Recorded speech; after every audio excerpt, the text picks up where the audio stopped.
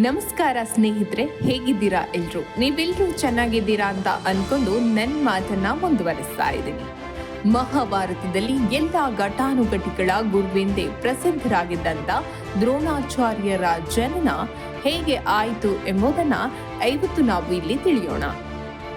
ಗಂಗೆಯ ತಟದಲ್ಲೇ ಭಾರದ್ವಾಜ ಎಂಬ ಋಷಿಯೋರ್ವರು ವಾಸವಾಗಿದ್ರು.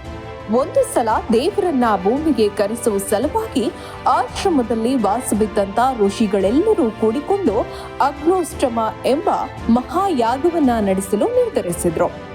ಹೋಮ ಶುರು ಮಾಡಲು ಇನ್ನೇನು ಸ್ವಲ್ಪ ಸಮಯ ಇರುವಾಗ ಭಾರದ್ವಾಜ ಋಷಿಗಳು ಸ್ನಾನಕ್ಕೆಂದು ದಟ್ಟದಲ್ಲೇ ಇದ್ದಂತ ಗಂಗಾ ನದಿಗೆ ಇಳಿದ್ರು. ಸ್ನಾನದ ಸಂದರ್ಭದಲ್ಲಿ ಎಲ್ಲಿದ್ದಲೂ ಗತಾಚಿ ಎಂಬ ಅಪ್ಸರೆ ಪ್ರತ್ಯಕ್ಷವಾದ್ಲು. ಗತಾಚಿಯ ಸೌಂದರ್ಯವನ್ನ ಕಂಡು ಮೈ ಮರೆತ ಭಾರದ್ವಾಜ ಋಷಿಯು ತನಗೆ ಅರಿವಿಲ್ಲದೆ ಕಾಮ ತೃಷಿಯಲ್ಲಿ ಬಿದ್ರು. ಈ ಸಂದರ್ಭದಲ್ಲಿ ಭಾರದ್ವಾಜ ದೇಹದಿಂದ ಒಂದು ದಿವ್ಯ ರೇತಸ್ಸು ಗಂಗೆಯಲ್ಲಿ ವಿಲೀನವಾಯಿತು. ಇದನ್ನ ಕಂಡಂತಹ ಭಾರದ್ವಾಜ ಋಷಿಯು ತಾನು ಮಾಡಿದಂಥ ಪಾಪವನ್ನ ಅರಿತು ವಿಲೀನಗೊಳ್ಳುತ್ತಿದ್ದಂಥ ರೇತಸ್ಸನ್ನ ಶೇಖರಿಸಿ ತನ್ನ ಆಶ್ರಮದಲ್ಲಿ ದ್ರೋಣದಲ್ಲಿ ಇಟ್ಟರು. ಕೆಲ ಸಮಯದ ನಂತರ ಅದೇ ದ್ರೋಣದಿಂದ ತೇಜೋಭರಿತನಾದ ಸುತನೋರ್ವನು ಹೊರಗೆ ಬರ್ತಾನೆ. ದ್ರೋಣದಿಂದ ಹುಟ್ಟಿದ ಇದೇ ಯುವಕ ಮುಂದೆ ದ್ರೋಣನಾಗಿ ಬೆಳೆದ.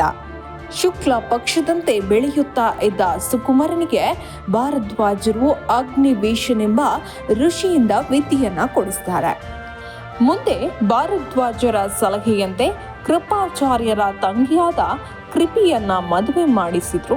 ಮುಂದೆ ದ್ರೋಣರು ಅಶ್ವತ್ಥಾಮ ಎಂಬ ಮಗನನ್ನ ಕೂಡ ಪಡೆಯುತ್ತಾರೆ.